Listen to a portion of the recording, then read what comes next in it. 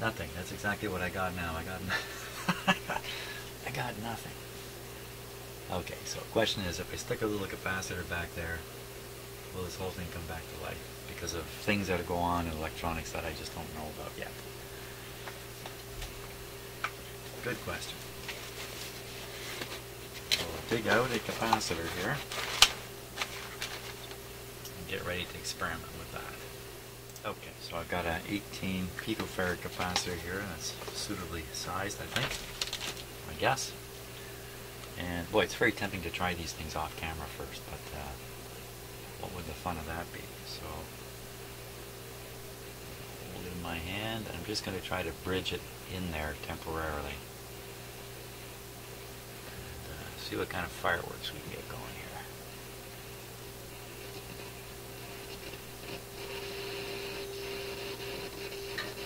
Wow, okay, that's interesting.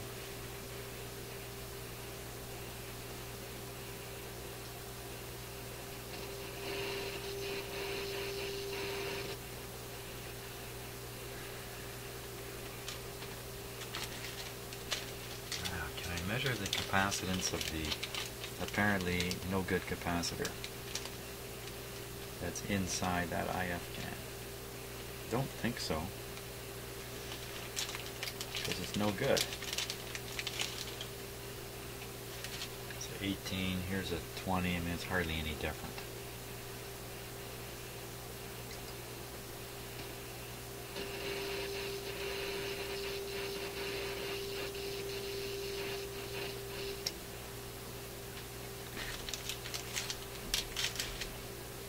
Let me dig up a couple of bigger capacitors here. Okay, I got a 50 here. It's 50 picofarads. It's quite a bit bigger.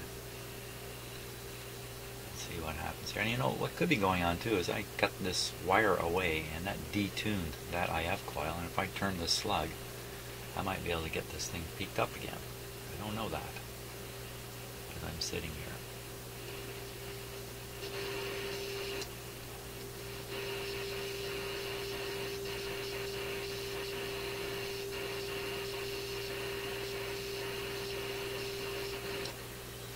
Okay, so let's think about what I'm doing here. I'm hooking up to the terminal that leads to the bad capacitor. The supposed bad capacitor. That's not what I was going to do. I was going to ground it to pin 2, to a different terminal. Yeah, so it's stupid what I'm doing here. Because I'm just remaking this connection I cut, just sticking bigger and bigger capacitors until it's pretty much a piece of wire. Electronically. So what I really need to do is take pin 2 and ground that with the capacitor. Okay, I got a big one here. Which pin is pin 2? Which pin is pin 2? Pin 2 is connected to, oh, same place, the almost the scope. Okay, that's easy. Right here. Hold on to your hats here.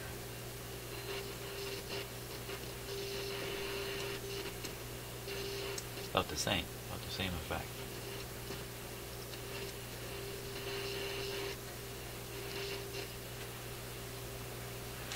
Okay, let's try a smaller one on the idea that somehow this is affecting the resonance of the coil, and a big capacitor is not necessarily going to make it better. This is a 33.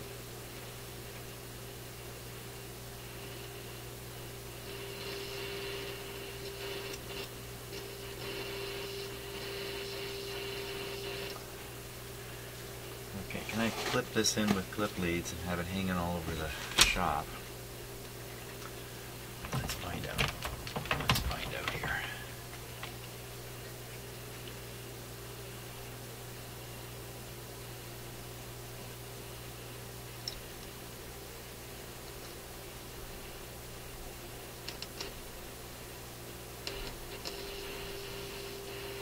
The clip lead alone is supplying some capacitance here. Doing something anyway.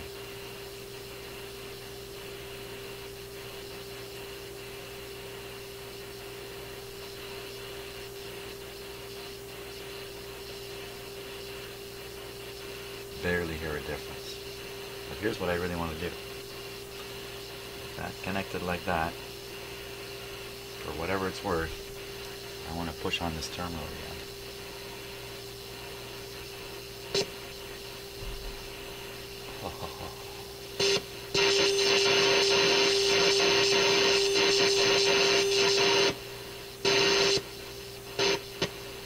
Why is there nothing going on the scope?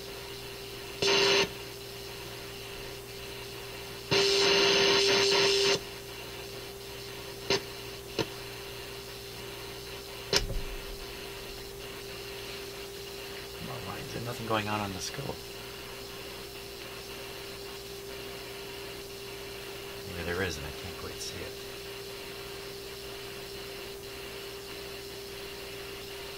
There's high frequency stuff coming out this far. Can't barely see it.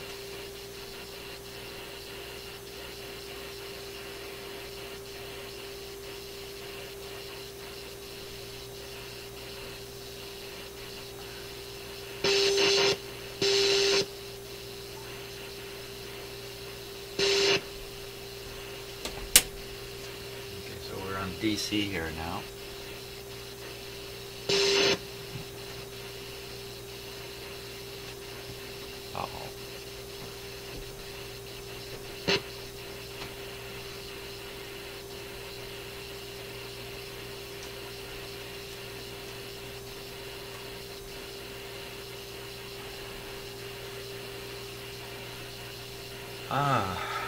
Okay. What to think of all this now? How does this all make sense? It's not making sense. I'm going to stop for a bit and ponder the situation. Okay, that was 30 seconds of pondering. So when I push on this terminal, maybe I'm really affecting one of these other two capacitors. Or it could even be broken lead wire from the coil. Or, even more strange, could be a short to the can of one of the lead wires inside. And that Viking, there's a possibility that was really the problem the whole time. There's a possibility of that. So I'll push on the other terminals. Push lightly on them so far.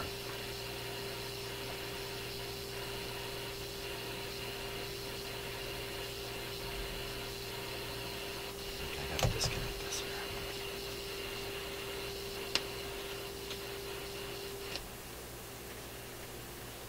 Or why don't I just hook up a clip lead and just leave it hanging in the back of the radio? That seemed to fix it.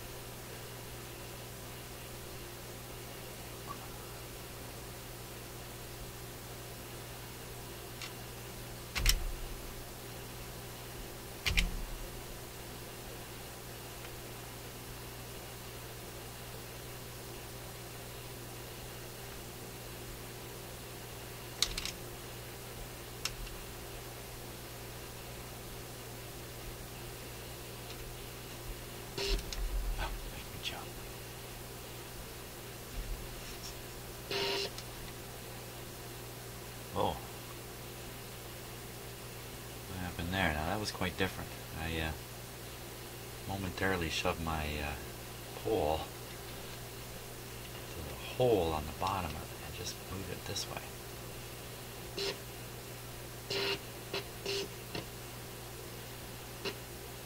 It's wiggling this terminal and it's wiggling this one.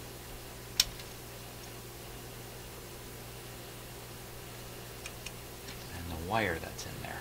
Let me switch to close-up camera here. Okay, so I gotta stop again because I can only run I can't run 3 cameras with the multi-view. Okay, so this is with terminal 5 still disconnected. The wire is just up here, floating in space there. Normally I'm pushing this pin upwards, and I notice I have to push it more and more and more all the time. I don't like that. I just went in here, got some leverage. Now, of course, on camera it's not going to do it. Put the camera right in the wrong spot too. Always seems to be the case. Uh-oh.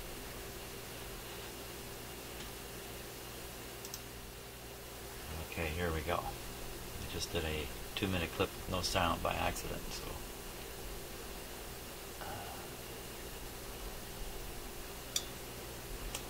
this is the terminal I was pushing on to get the effect, which now requires more and more pushing all the time, by the way, so I'm a little anxious about that. Go in here. Waiting for the camera to stop vibrating there.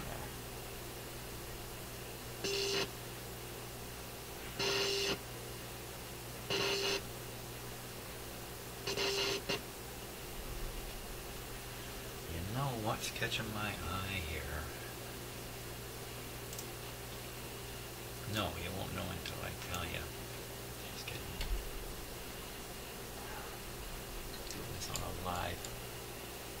That solder joint on that tube, where the wire just passes through, the one terminal goes to the other. Not looking too good.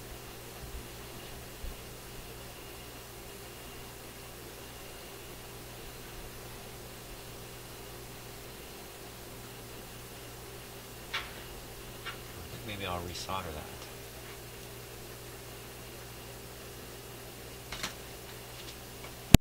Shut off the radio.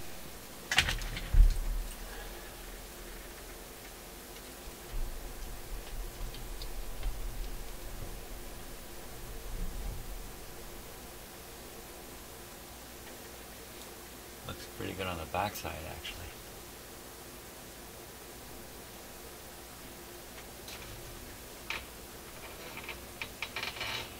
I suppose there's a short happening there too. I don't know, one thing at a time here.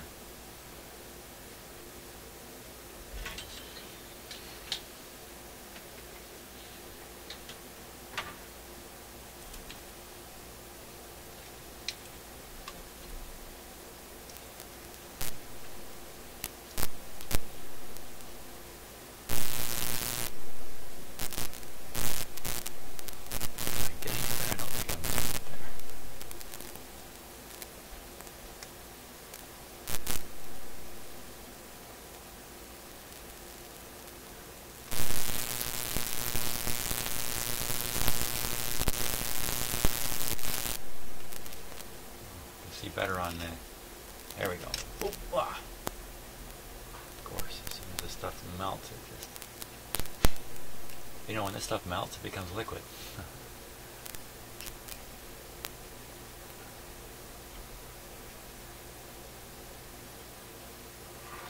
Certainly melted it away. I think I did the other terminal too, where the wire ends. Okay. Back on with the radio. Back on. Back on. If it comes on loud, well, I'd be impressed if this fixed it. That would surprise me.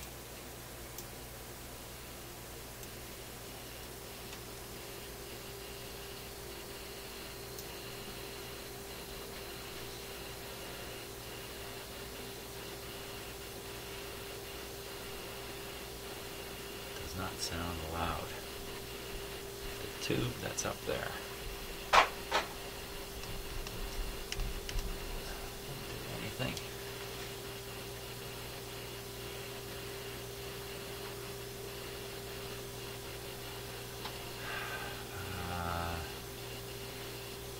Let's repeat the flexing here.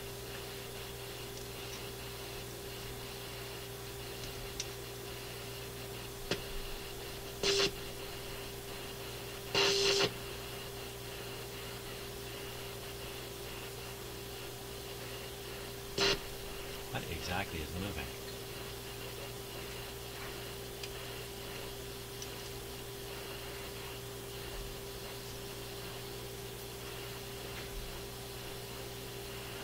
I think it's this wire.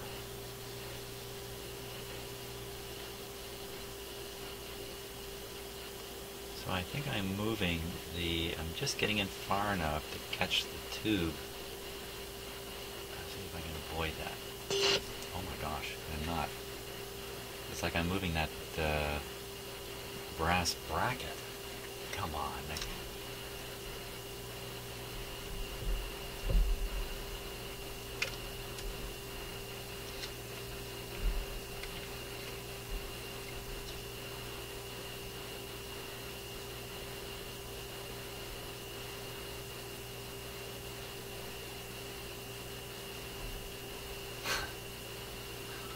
shades of the Viking have returned.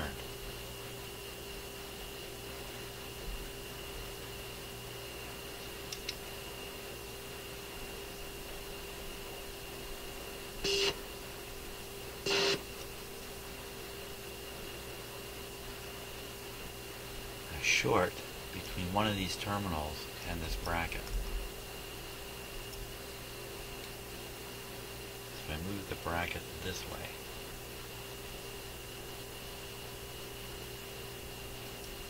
I don't think so.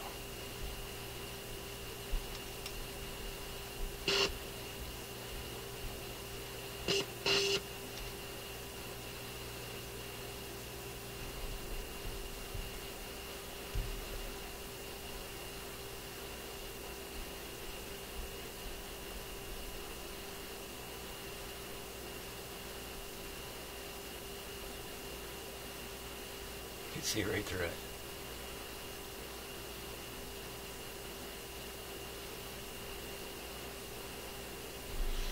I'm not inclined to remove it yet. Here we go again.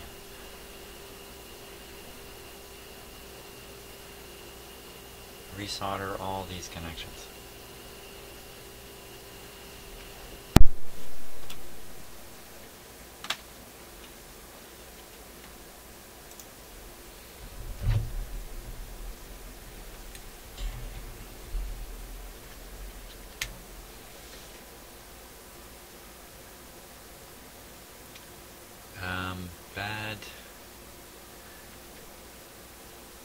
Bad connection between the coil leads up inside the transformer and the terminals. Why would flexing the brass bracket do anything about that?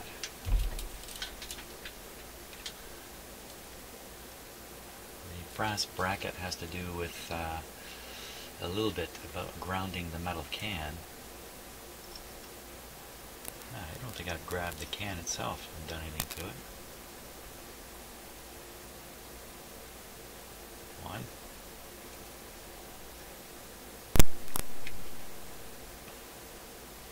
These all look just fine. Two.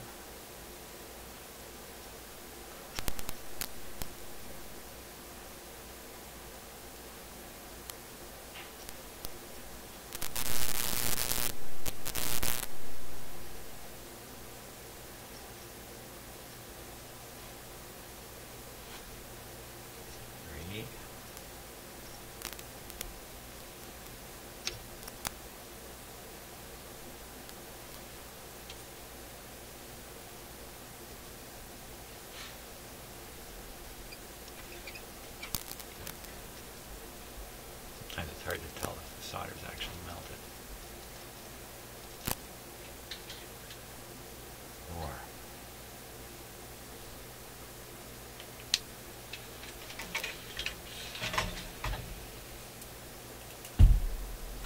power on.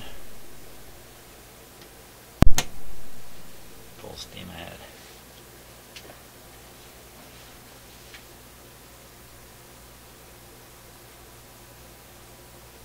These things just seem to be so mysterious.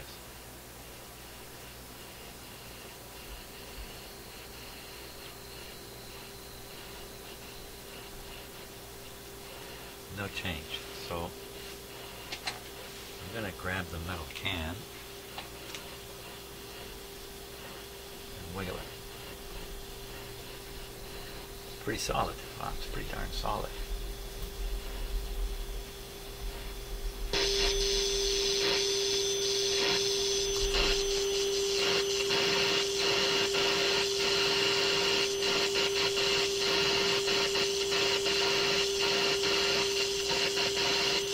Wow.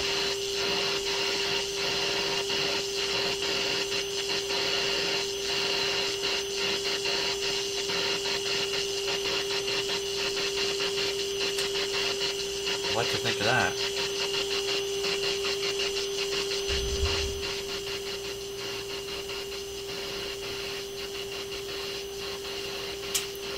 Should I touch it again? We're done here. My job is done.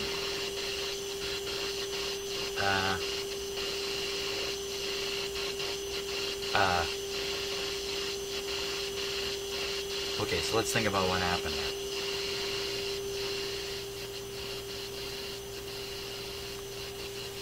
What happened there? Let's take a look at the can and just see if there's anything weird about what's going on top of this radio, which I highly doubt. Can't imagine what that would be. Oh, so you're going to be like that, are you?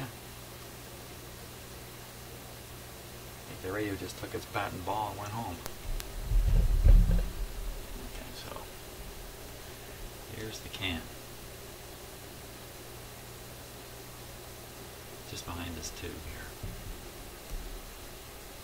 It's all by its lonesome sitting there. There's nothing going on. Clips are connected. Let's see if I can get around to the other side of it here.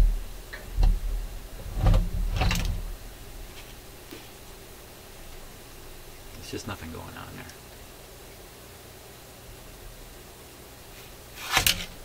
Ooh, that was a little bit dangerous.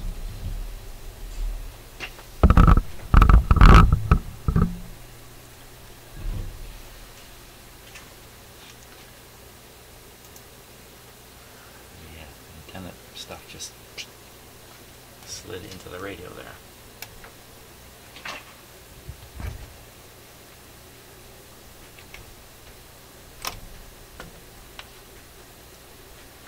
So what do we got going here? We got nothing going right now. Let me try wiggling that can again. It's really gone quiet now. Oh, because I turned it down.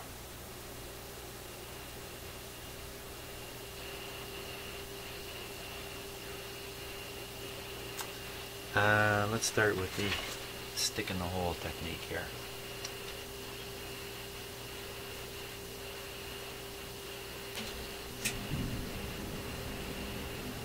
Now my furnace is running, it's hard to hear all this stuff.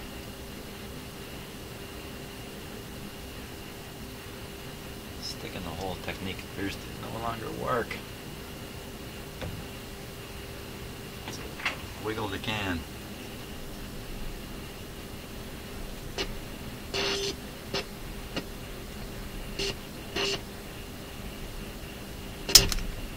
Oh.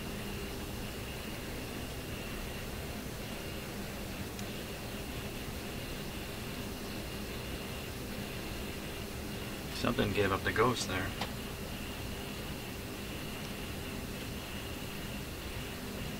Probably just popped the clip off of it. Let's see.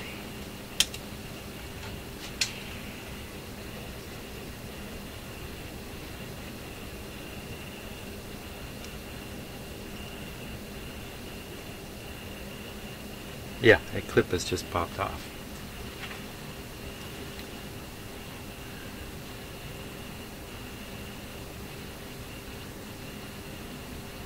Well, I think we're right back to having to take the can out and take a look at what's going on inside.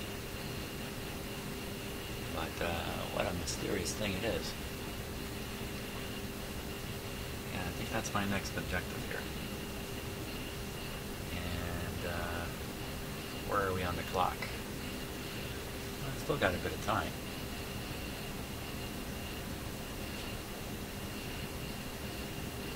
Yeah, I think, you know what, before I do that, I'm going to stop and think some more. For instance, I still have that wire disconnected.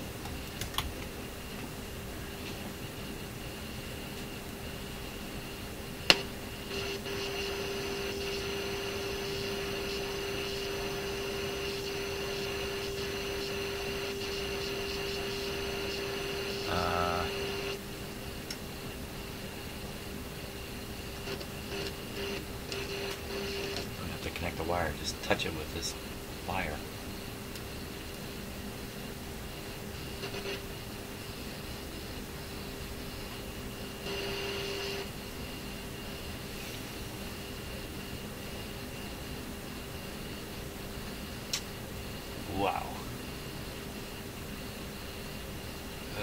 wow. Can shell not grounding well.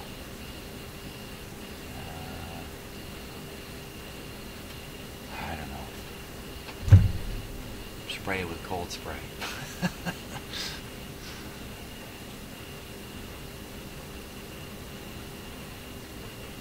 I think I'm gonna remove it. That's what I found in the Viking. I spent decades avoiding removing it, and then when I removed it, it was very obvious what had to be done. So I think that's where I'm gonna go with this. I think that'll be the next video. Not sure. When I'm shooting these, I can't be sure where I'm gonna stop and start them. Not absolutely. Okay, so thanks for watching so far, and I will get to the bottom of this.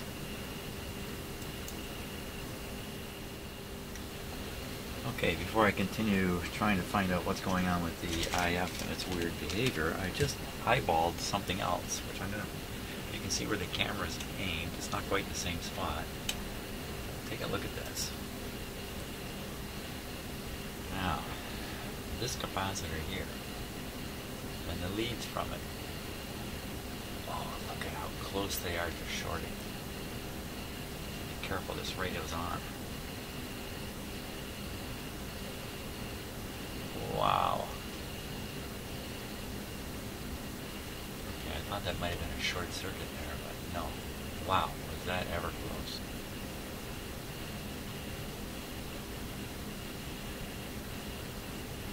Yeah, that's what happens when the builders don't follow Bobby's favorite suggestion, which is put spaghetti on all these open wires. There's a ton of open wires in this thing. They're just everywhere.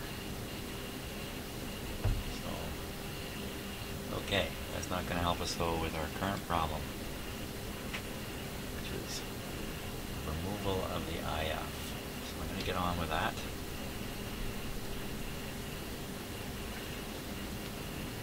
Get it out and take a look at it.